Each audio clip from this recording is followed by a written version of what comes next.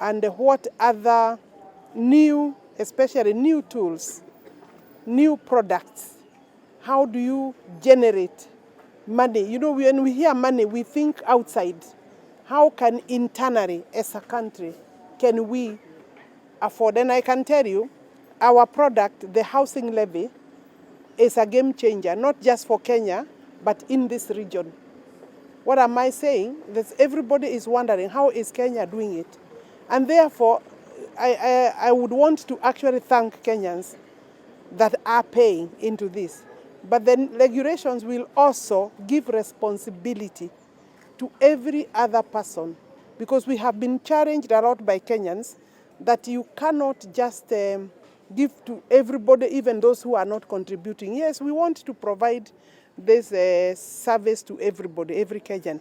But there is now an overwhelming requirement that every Kenyan who will access this money must make a small contribution. Your concern, or the question goes to, how are we going to bridge the funding gap?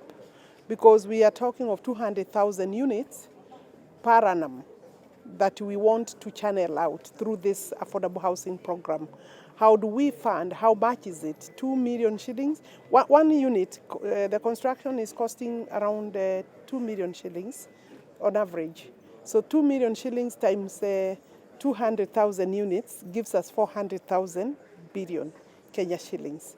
And I'm collecting through the levy at the most, when we are all fully on board, especially those who are salaried, it would be about 80 billion Kenya shillings. So you have about 320 or 340 billion. For me, that is an opportunity for everybody. You know, we also have funds, other funds. You know, there are people who invest in real estate. So some of that money will be possibly put into that use. We have pension funds. We are engaging with them. We have investors, both locally and outside the country. And we have Kenyans, you know, some of these Kenyans who can be able to also put up homes. There are companies that, companies that are huge, and they have money that they are returning every year, and declaring dividends can also, get into the space and build homes and afford their permanent workers facilities through that. You know, it's more money. You know, it's only the pay slip for now that we have kind of appear to have targeted. The regulation allows us to look for funding from every Kenyan who has an income, including the mama mboga, mama kiosk, the farmer, and they are also open to purchasing the homes. So I think it is something going forward we'll be able to achieve. Thank you, Governor. And the levy, currently we are collecting about Kenya shillings 7.2 billion a month. That's about 75 billion a year. If you do a few mathematics, we need how many houses per year in Kenya? 200,000. At 2 million shillings, that's 400 billion a year. How much are we collecting? 75 billion. So the gap exists. Okay? And part of the discussion, I think, currently we are almost at about 170,000 units that are currently under construction in the country. The units being constructed, they're in various categories. There's social housing, there's affordable housing, and there is the forgotten institutional housing. Now, institutional housing is a very key intervention under this program, a deliberate intervention under this program.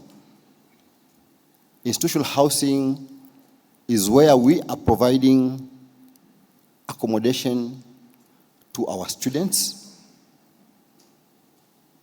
to people in the security forces. And currently, in this financial year, we intend to put around 180,000 beds for university students, for KMTC, and for TVETs. Our current works under constructions are about 180 billion. Our pipeline works are 700 billion. A lot of them in the procurement stage. So we have run ahead of what we are supposed to do at this infancy level. And the challenging thing for the board, and I think Jerry will speak to it, is how to match that financing gap to what we are actually doing. We have handed over so far about 3,000 units, housing units, and I think the CS will speak to it. And we intend, before the end of the year, and she will speak to the figures, but beginning January next year, every month, you'll see us handing over units and people taking ownership of their houses.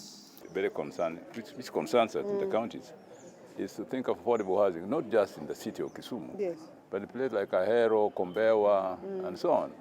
People live there. And also to think of the material used for building affordable housing. You know, we are in danger of destroying our environment. When I see people digging stones all over, rocks, maram all over the place, and creating environmental degradation.